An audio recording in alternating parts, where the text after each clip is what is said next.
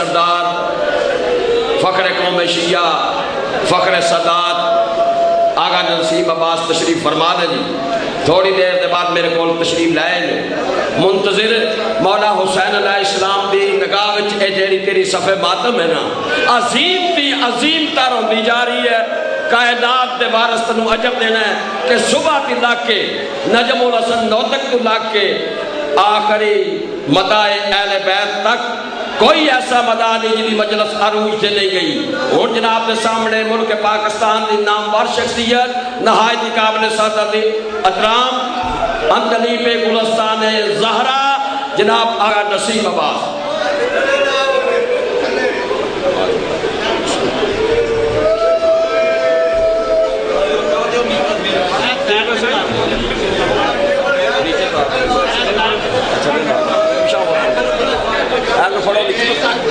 اس کو اس طرف پاکستان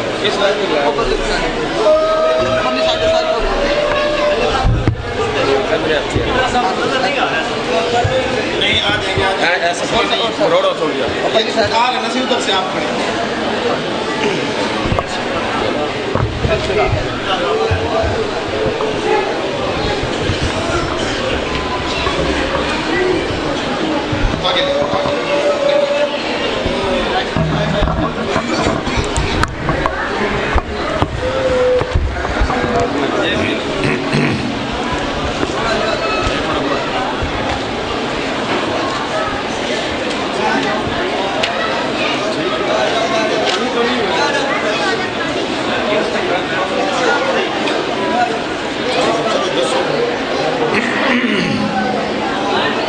ایک صلوات پڑھ دیں بابا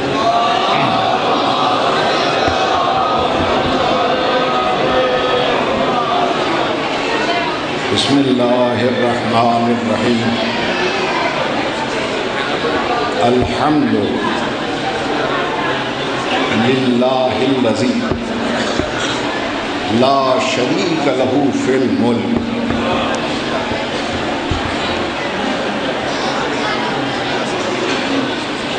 خالق لا نظیر لہ واحد لا ند لہ صمد لا کفو لہ الہ لا ثانی معہ وفاطر لا شریک لہ ورازق لا معین لہ والصلاة والسلام علی النبی الأمی المکی المدنی الابتہ التہامی السید البہی والسراج المزی والکوکب الدری صاحب الوقار والسکینہ المدفون بأرض مدینہ بالقاسم محمد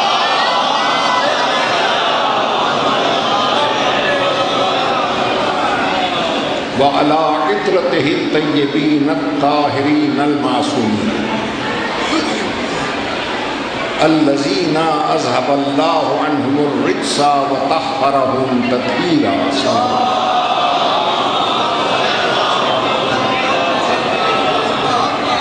أما بعد فقد قال الله تبارك وتعالى في كلامه المبين وهو أصدق الصادقين بسم اللہ الرحمن الرحیم قل لا اسألکم علیہ اجرا الا المودۃ فی القربى صدق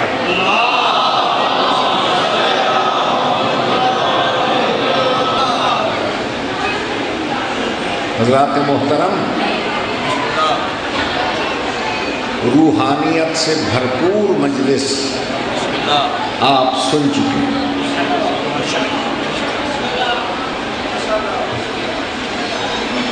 میں اپنی معذوری و کمزوری کے سبب پوری قوت سے تو گفتگو کر نہیں سکتا صرف شریک عبادت ہونے کے لیے میں یہ گزارش کروں کہ اللہ نے اپنے فضل و کرم سے ہمیں انسان بنایا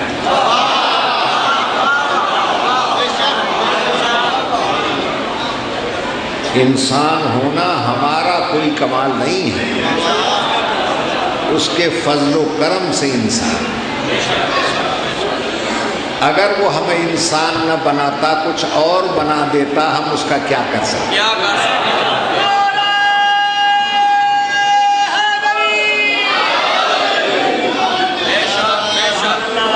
اس نے ہمیں انسان بنایا اور پھر مسلمان بنایا، اور پھر یہ کرم کیا کہ مسلمان کے گھر پیدا کیا۔ اگر ہم کسی یہودی، ہندو، سکھ، مشرک کے گھر پیدا ہو جاتے، بعد میں کلمہ پڑھ کے مسلمان تو ہو جاتے، مگر ایک ذرا سی خرابی رہ جاتی۔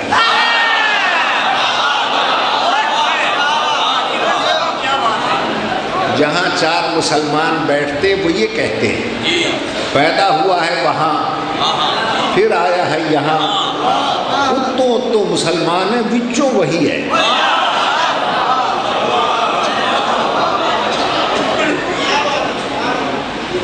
اس لیے کہ انسان کی فطرت ہے، جو جس گھر میں پیدا ہو جائے لوگوں کو شک رہتا ہے، ہو نہ ہو بچوں وہی ہے۔ اب اگر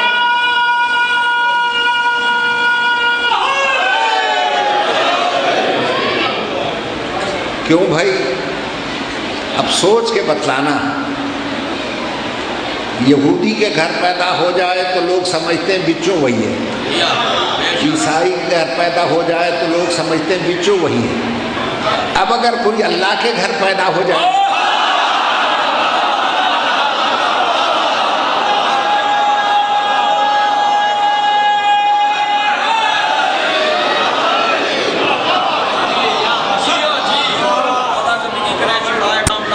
وہ لاکھ کہتا رہا میں وہ نہیں ہوں، نصیری کو آج تک شک ہے، ہو نہ ہو بچوں وہی۔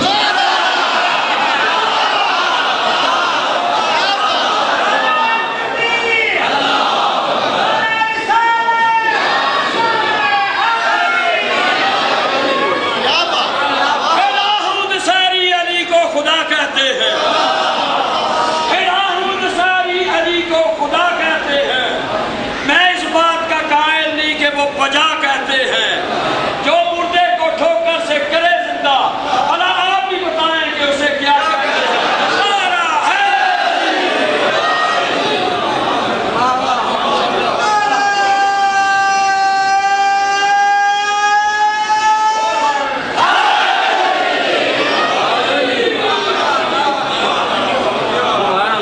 عزیزان محترم، لوگوں نے اسے خدا کہا، لیکن اس نے خدا بننا گوارا نہیں کیا۔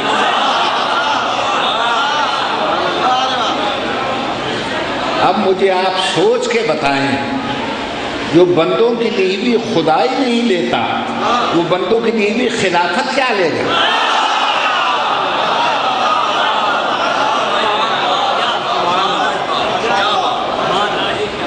خلافت کی اسے ہے کیا ضرورت، خدا بننے سے جو انکار کر دے۔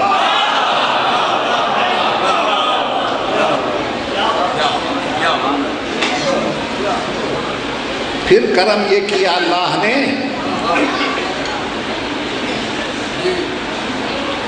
کہ نبی اکرم کا کلمہ پڑھوایا۔ کسی کا کلمہ پڑھ لینا یہ ایمان کی آخری منزل ہے، لا الہ الا اللہ محمد رسول اللہ۔ اب اس سے آگے کسی کا دل نہیں کرتا پڑھنے کو، نہ پڑھے۔ ملا پوچھتا ہے علی ولی اللہ کی میں آ گیا، ایک کتوں آیا ہے؟ تو میں ملا کے معاشرے کے مطابق اسے بتاؤں کہ کلمہ مسلمان کی سب سے بڑی قسم ہے۔ کوئی چور ڈاکو کلمہ بھر کے قسم کھا لے میں چوری نہیں کی تھی، تو پولیس بھی اسے چھوڑ دیتی ہے۔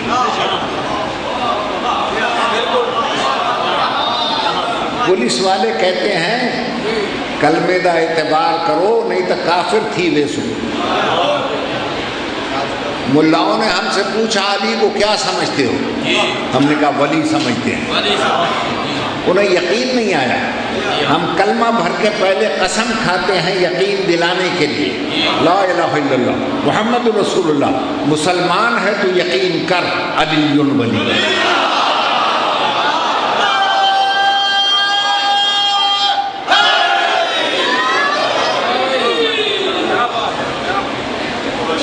اب جو کلمے کا یقین نہیں کرے گا خود ہی کافر ہو جائے گا. ہمیں کیا جاتا ہے؟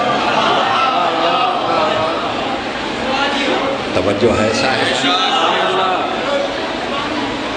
عزیزان محترم،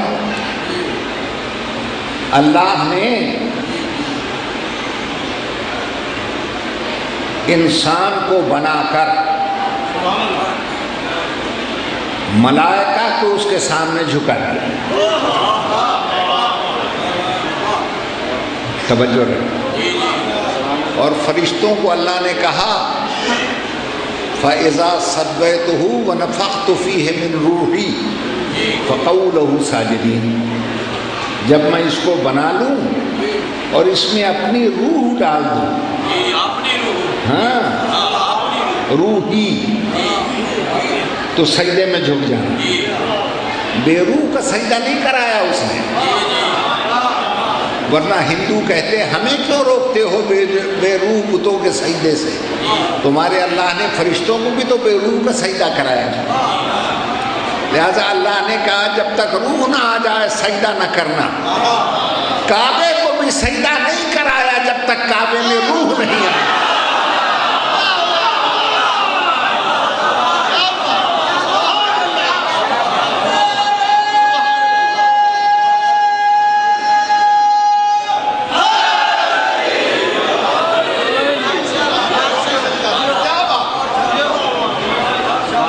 اور جب روح کعبہ آ گیا مسجود خلائق بن گئے.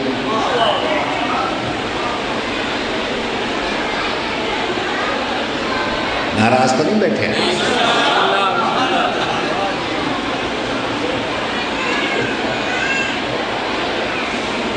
ماہرین نے تجزیہ کرتے ہوئے بتایا کہ انسان مرکب ہے عناصر اربعہ سے: آگ، پانی، مٹی، ہوا. ان چار سے بنا ہے انسان. اب ان ملاؤں سے پوچھو کیا کچھ فرق نہیں ان چاروں میں؟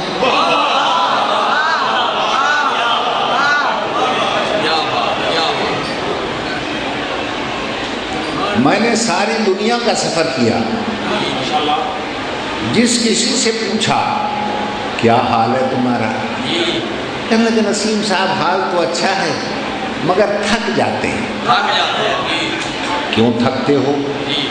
کہ خاکی بندے جو ہوئے. بھائی جب عناصر چار ہیں تو چاروں میں سے ایک کا نام کیوں لیتے ہو؟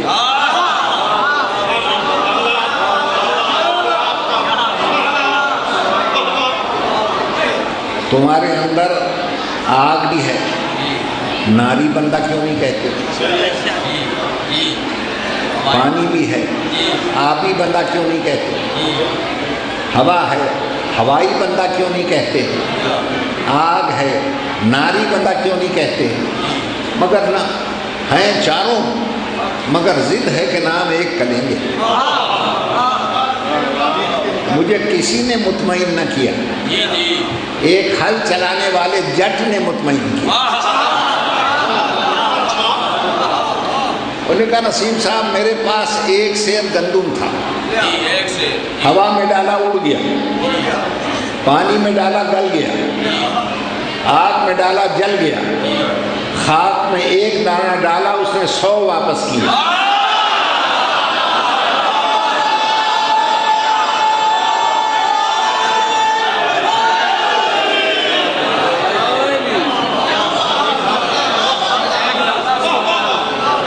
ان ان چاروں میں سے صرف ایک نے امانت واپس کی، باقی امانت میں خیانت کر گئے۔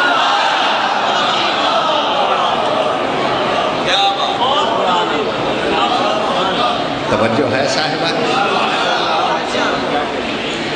اہل مذہب یہ کہتے ہیں کہ نہیں، یہودی ہو، نصرانی ہو، ہندو دھرم ہو، انسان بنا ہے دو چیزوں سے،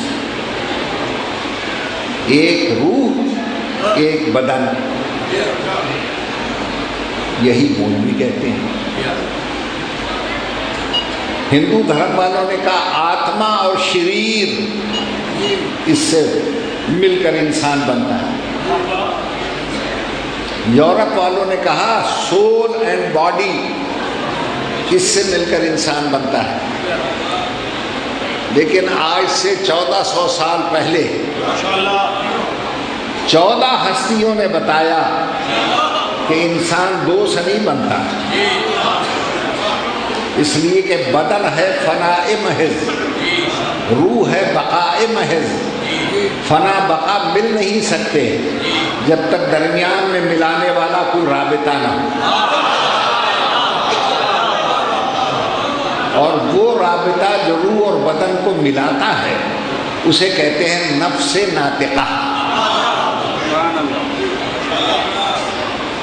تو انسان 3 چیزوں سے بنا ہے، بدن، روح اور نفس ناطقہ۔ توجہ ہے میری بات؟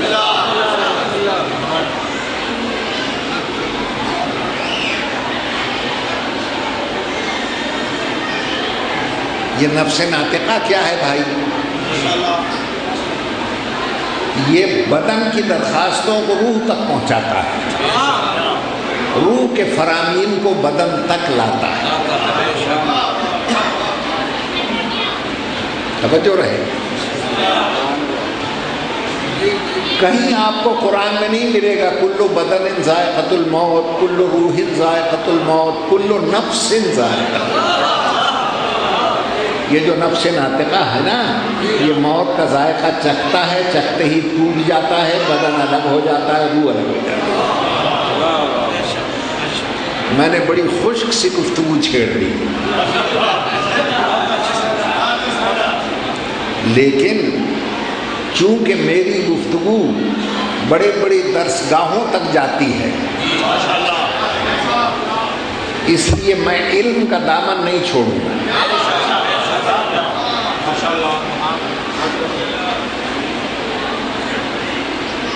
تو 3 چیزیں ہو گئیں آپ میں، بدن، روح، نفس ناطقہ۔ توجہ ہے صاحب؟ نفس ناطقہ بدن اور روح کو ملاتا ہے۔ اب مولویوں نے کہا ساری کائنات ہے بدن، اس بدن کی روح ہے ذات محمد۔ میں ان سے پوچھتا ہوں بدن ہے فناء محض، روح ہے بقاء محض، فنا بقا مل نہیں سکتے جب تک نفس ناطقہ نہ ہو۔ بولو وہ نفس ناطقہ کون سا؟ توجہ ہے سر؟ اب عطا پتہ میں بتلاتا ہوں، تلاش آپ کر لیں۔ میں سویا یہاں، سوتے سوتے پہنچ گیا کبھی امریکہ، کبھی سوئٹزرلینڈ، کبھی مکے، کبھی مدینے۔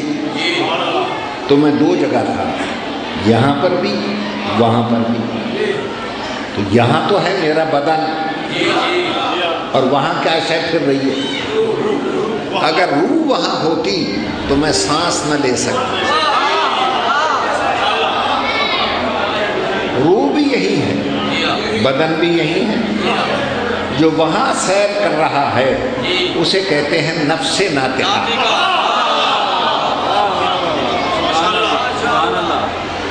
اور کسی نے مجھے جگایا اٹھو، تو جو وہاں تھا وہ فوراً پہنچ گیا یہاں۔ اب سمجھ میں آئی بات کہ جب تک روح اور بدن کو ضرورت نہ ہو نفس ناطقہ کو چھٹی ہے، جہاں مرضیات پھرتا رہے، جب ضرورت پڑے فوراً آ جائے۔ بدن، اس کی روح ہے ذات محمد۔ نفس ناطقہ وہ ہوگا جب ضرورت نہ ہو کہیں پھرے، مکے رہے، مدینے رہے، عراق میں رہے، ایران میں رہے، اور جب ضرورت پڑے اور روح کائنات بے کل ہو کر کہے کل علم دوں گا اسے، اور فوراً آ جائے۔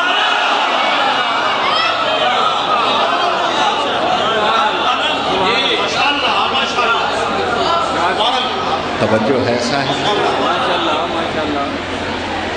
اب ان میں سے ہر شے زندہ رہنے کے لیے خوراک چاہتی ہے۔ بدن نہیں جیتا جب تک خوراک نہ ملے، روح نہیں جیتی جب تک خوراک نہ ملے، نفس ناطقہ نہیں جیتا جب تک خوراک نہ ملے۔ بدن کی خوراک وہی ہے جو ہم آپ سب کھاتے ہیں، روٹی، دال، فروٹ، بسکٹ وغیرہ وغیرہ، یہ ہے بدن کی خوراک۔ روح کی خوراک صرف ایک ہے، پاکیزہ اور سچی محبت۔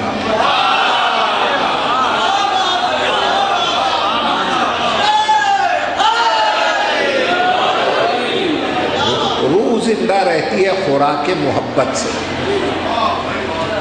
نفس ناطقہ کی خوراک ہے عبادت۔ نفس ناطقہ اگر زندہ رہتا ہے تو خوراک عبادت سے زندہ رہتا ہے۔ اب اگر آپ گھبرائیں نہیں تو میں ہلکی ہلکی تشریح کروں۔ جب بدن کو یہ خوراک ملتی ہے، اس میں 4 خلطیں پیدا ہوتی ہیں بدن میں: سودا، صفرا، بلغم اور خون۔ توجہ، جب روح کو خوراک محبت ملتی ہے اس میں بھی 4 خلطیں پیدا ہوتی ہیں: میلان، رجحان، عشق اور مودت۔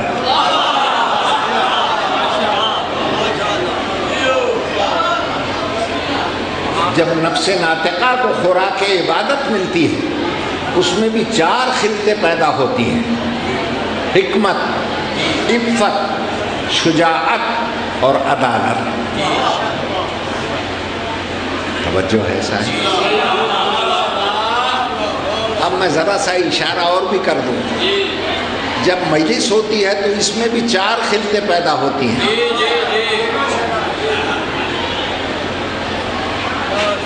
تحسین ناشناس، کچھ نہ سمجھ، تحسین ناشناس، کچھ نہ سمجھنے والا کہے سبحان اللہ، سبحان اللہ، سبحان اللہ، کچھ نہ سمجھنے والا۔ ہاں، سکوت سخن شناس، سمجھنے والا چپ بیٹھا رہے۔ توجہ ہے یہ نہیں؟ اور ایک اور چیز ہے جو اعتدال پیدا کرتی ہے، اسے کہتے ہیں صلوات۔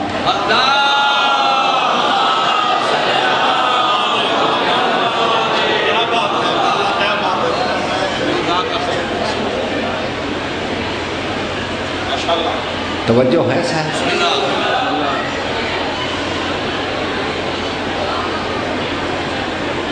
آیت جو میں نے پڑھی ہے وہ ہے قُلْ لَا أَسْأَلُكُمْ عَلَيْهِ أَجْرًا إِلَّا الْمَوَدَّةَ فِي الْقُرْبَى،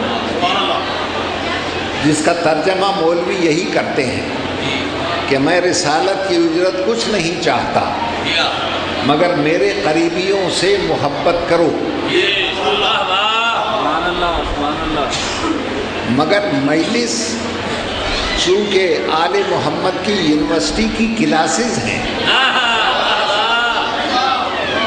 اس میں علم کا بیان ہوتا ہے، میں اس ترجمے کو صحیح نہیں مانتا۔ توجہ رہے۔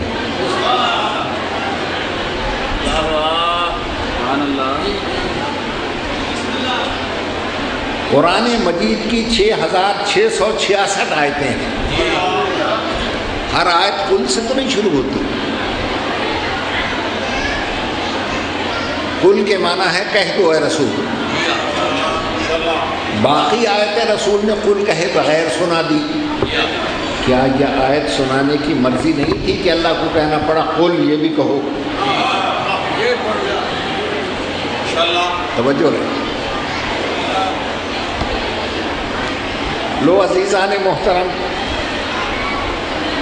چند آیتوں کو پہلے قل ہے، قل هو اللہ احد، کہہ دو کہ اللہ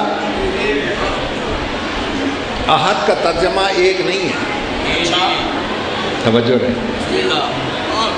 ابھی اردو میں اتنی وسعت نہیں آئی کہ عربی لفظ کا ترجمہ کر سکے۔ اگر احد کے معنی ایک ہے تو واحد کے معنی کیا ہے؟ واحد کے معنی بھی ایک، احد کے معنی بھی ایک، دونوں کے معنی ایک ہیں تو لفظ دو کیوں ہیں؟ اسی لیے میں ذرا علم سے گھبراتا ہوں کہ مجمع پہ خاموشی چھا جاتی ہے۔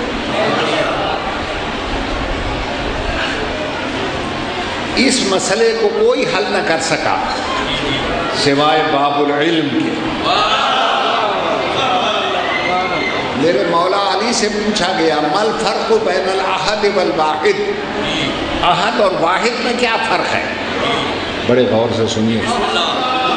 فرماتے ہیں احد بلا عدد، ناقابل تقسیم اکائی کو احد کہتے ہیں۔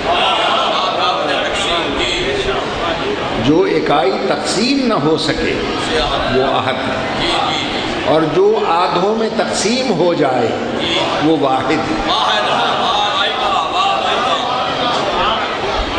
ناقابل تقسیم اکائی کو احد کہتے ہیں، اور جو دو آدھوں میں تقسیم ہو جائے اسے واحد کہتے ہیں۔ اللہ نے اپنا تعارف کروایا تو کہا قل هو اللہ احد، نبی نے اپنا تعارف کروایا تو کہا انا بعلی من نور واحد۔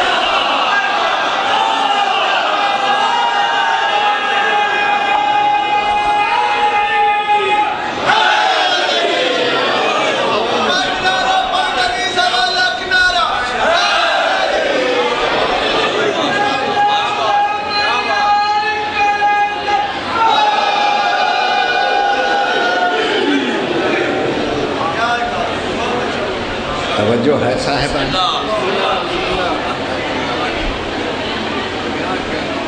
تو جو مولوی آج تک احد اور واحد کو نہیں سمجھے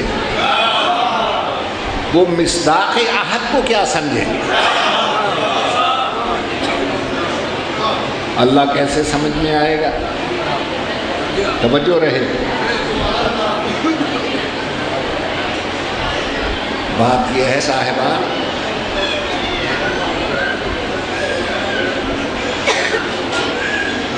اللہ سمجھ میں نہیں آ سکتا جب تک وجہ اللہ سمجھ میں نہ آئے۔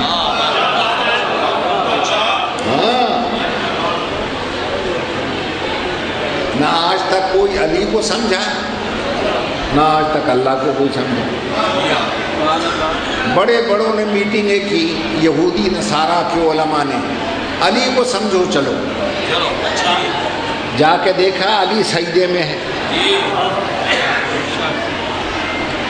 اور اتنا محب ہے سجدے میں کہ آسمان سے آواز آ رہی ہے، نہ جمع کر اتنی عبادتیں۔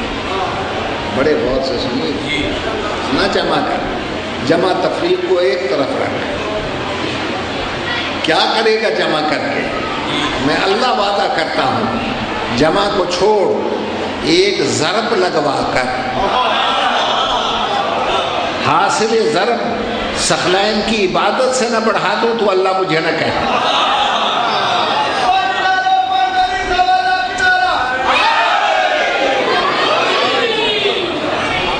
اتنی محویت ہے نماز میں مولا علی کی کہ پنڈلی سے آر پار تیر کھینچا گیا اور علی کو پتہ بھی نہ چلا۔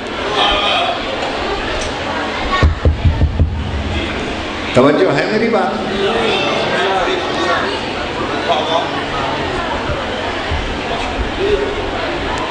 تو لوگوں نے کہا بھائی علی جب اللہ سے لو لگا لے تو تیر کا پتہ نہیں چلتا اس کو۔ توجہ رہے. دوسرے دن پھر سمجھنے گئے علی کو تو دیکھا وہی علی پھر نماز میں ہے اور ذرا سے سائل کی صدا سن لی. کل تیر کا پتہ نہ چلا، آج ایک سائل فقیر کی صدا کیسے سن لی. مولوی کہنے لگے آج علی کی نماز میں وہ محویت نہیں ہوگی، مگر پوری روایت پڑھے تو مسئلہ سمجھ میں آئے. سائل نے مسجد کے دروازے پر 3 آوازیں دی ہیں، ہے کوئی اللہ نام پہ دینے والا ہو، ہے کوئی اللہ نام پہ دینے والا ہو، ہے کوئی اللہ نام پہ دینے والا ہو. مسجد نمازیوں سے بھری بھی تھی، کسی نے جواب نہ دیا. چوتھی دفعہ تنگ آ کر آسمان کو دیکھ کے کہتا یا اللہ تیرے گھر کے در سے خالی جا رہا. مولا علی نے رکوع میں ہاتھ بڑھا دیے. پہلے کیوں نہ بڑھایا؟ پہلے مانگنے والا یہاں مانگ رہا تھا، چوتھی دفعہ وہاں آواز دی جہاں علی پہنچا ہوا تھا.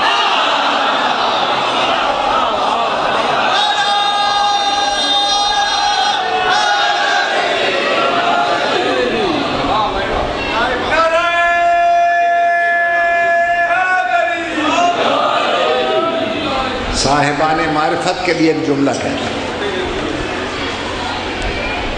اللہ نے کہا اسے کیوں پریشان کرتے ہیں، اسے کچھ نہ کرو، یہ میری طرف متوجہ ہے، میں زکوٰۃ دیتا ہوں. تب ید اللہ نے زکوٰۃ دی.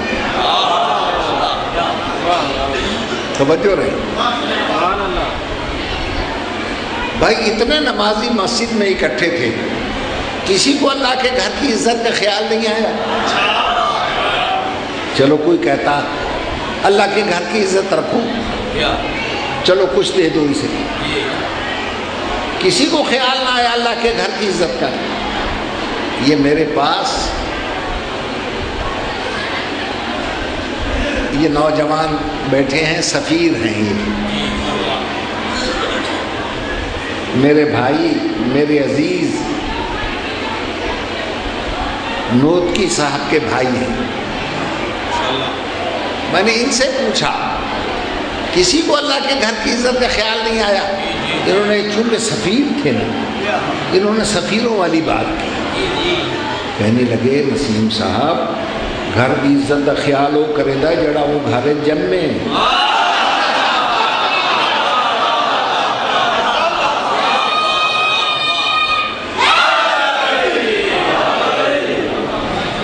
نہ کوئی گھر میں پیدا ہوا نہ کسی کو خیال آیا. میں ضلع سرگودا کے ایک گاؤں میں گیا، چند ملا جھگڑ رہے ہوں کہ علی رکوع ہاتھ چایا بت بدھایا مندری لوائیوس علی دی نماز رہی کہ ترٹ گئی. میں پہنچ گیا، کہنے لگی یہ کولی پوچھو. میں نے کہا تسا کیا دے ہو؟ اسا تو سمجھے ترٹ گئی. میں کہا میں تو دل کیوں تروڑا، چلو میں بھی آدھا ترٹ گئی. بڑے خوش ہوئے. کیا کھاسو کیا پیسو؟ میں کہا توڑا ساہ پیسا، توڑا سر کھاسا.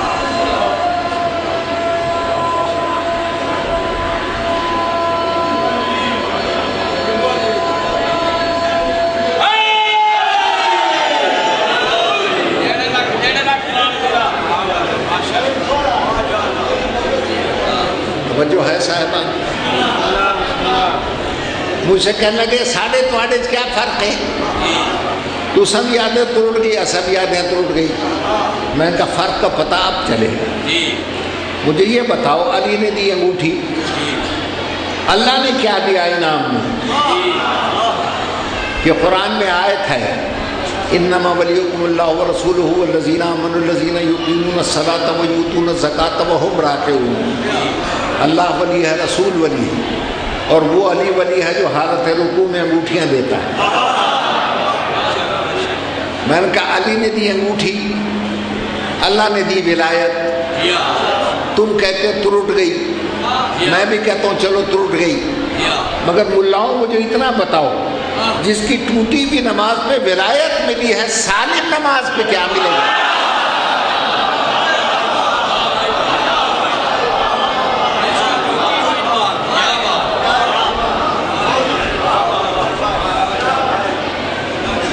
توجہ ہے صاحبان؟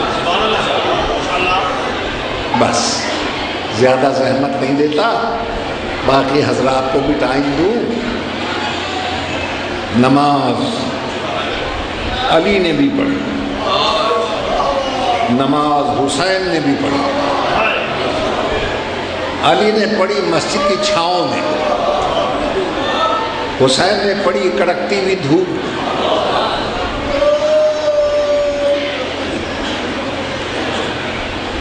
زکوٰۃ علی نے بھی دی، زکوٰۃ حسین نے بھی دی۔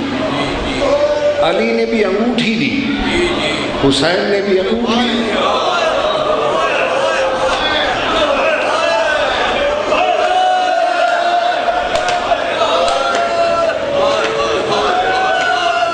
علی نے انگوٹھی دی، انگلی بچ گئی۔ حسین نے انگوٹھی دی، انگلی کٹ گئی۔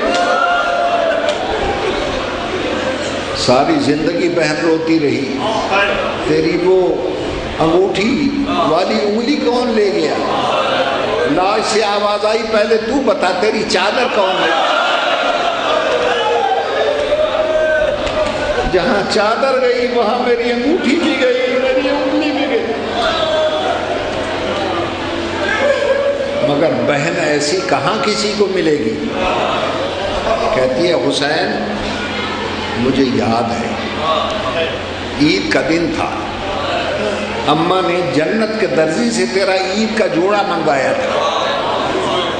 وہ درزی بھی موجود ہے، وہ جنت بھی ہے، میری زبان میں اماں والا اثر بھی ہے، صرف اجازت لینے آئی ہوں، اگر تو اجازت دے دے تو اماں نے جس درزی سے عید کا جوڑا منگوایا تھا، آج 11 محرم کو بہن اسی درزی سے تیرا کفن منگوا لے۔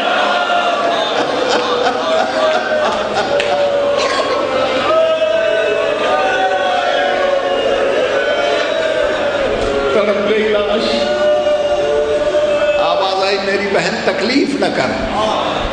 جن ظالموں نے انگوٹھی کے لالچ میں انگلی نہیں چھوڑی، وہ جنت کا کفن کیسے چھوڑ دیں گے؟ بہن نے کہا اچھا حسین تو بادشاہ ہے نا، اپنی مرضی سے بے کفن دفن ہو جائے، لیکن ایک بات یاد رکھ، تیری بے کفنی کا میں اتنا پرچار کروں گی، اتنی تشہیر کروں گی، وعدہ کرتی ہوں قیامت تک ہر مرنے والا تیرے کربلا کا کفن نہ مانگے مجھے زینب کہے۔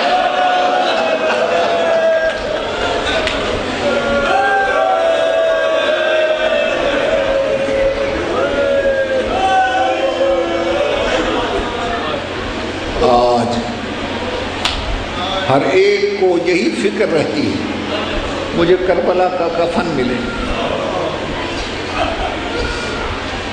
اللہ آپ کو شام دے جائے، وہاں بی بی کے مزار سے پہلے چادریں لٹکی بھی ملی۔ بہن نے آواز دی حسین تجھے کفن نہیں ملا، کفن تو دے۔ مجھے چادر نہیں ملی، چادر میں دوں گی۔ بہن چادر دیتی ہے، بھائی کفن دے۔ کیوں بھائی دلی کے رہنے والوں، آپ کی آنکھ دیکھیے، ایک بات عرض کرتا، جب بھی آذان ہوتی ہے دیہات کی رہنے والی ان پڑھ عورت بھی جلدی سے سر پہ کپڑا رکھ لے۔ یہ اس جاہل خاتون کو کس نے سمجھایا جس نے بازار سے دربار تک 15 آذانیں سنی اور ہر آذان پہ کہتی رہی آذان آ رہی ہے، میرا سر کھلا ہوا ہے، چادر دے دو۔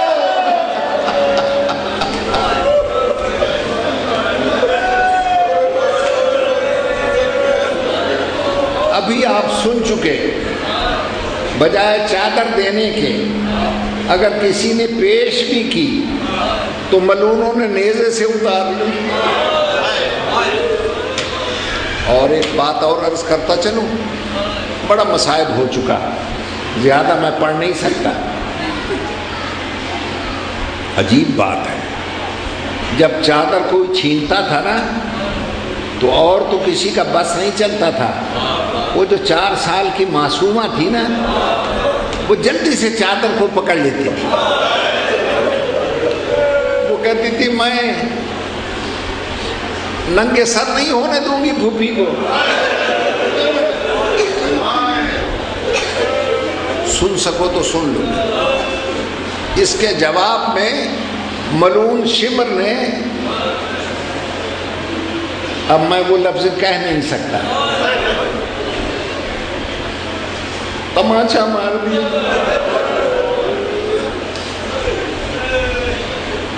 میں سمجھا تھا صرف شمر نے تماچے مارے۔ میں نے آیت اللہ گل پائیگانی کی ایک مجلس سنی جو مجتہد عالم تھے، خمینی صاحب کی نماز جنازہ جنہوں نے شہادت ثالثہ کے ساتھ پڑھی تھی، تو جب میں نے ان کی مجلس سنی مجھے ساری رات نیند نہیں آئی۔ کہنے لگے میری اپنی تحقیق یہ ہے کہ صرف شمر نے نہیں مارا، ان کمینوں میں جس کا دل کرتا تھا۔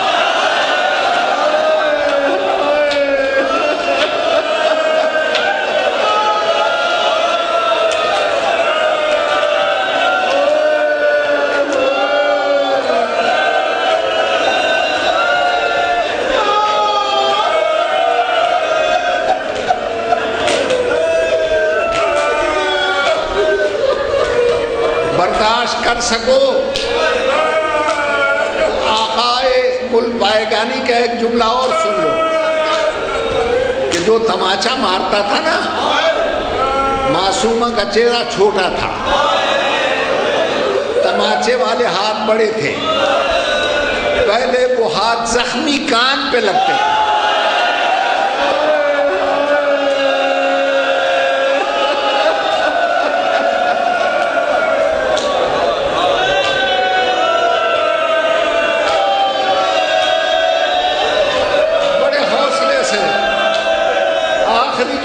سن لو۔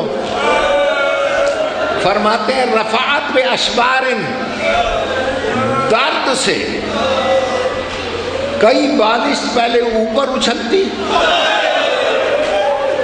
پھر پیشانی کے بل زمین پہ گر پڑتی اور گر کے کہتی کیا بابا تیرا سجدہ میں نے دیکھا، میرا سجدہ بھی دے۔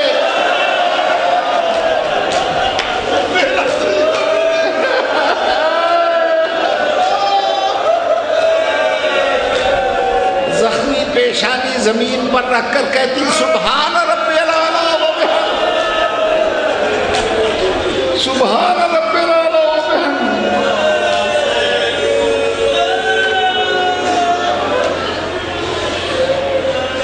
بس آخری ایک فقرہ اور عرض کرتا ہوں۔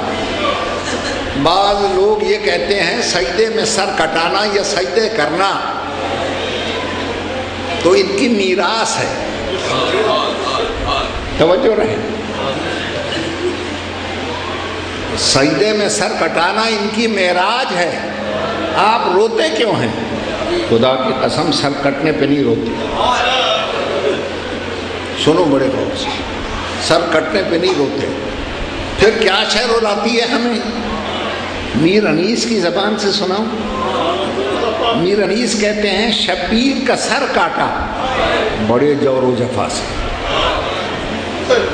کئی ضربے مار مار کے شبیر کا سر کاٹا بڑے جور و جفا سے۔ اس پہ نہیں روتے، رلاتی کیا شے ہے؟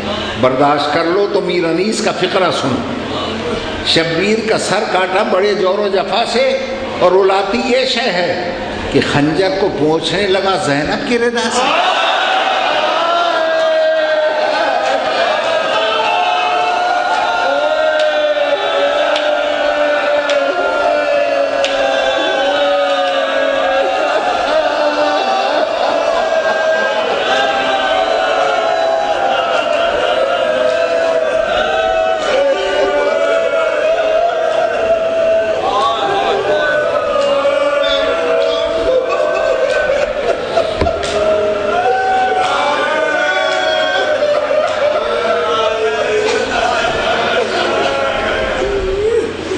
عزیزان محترم،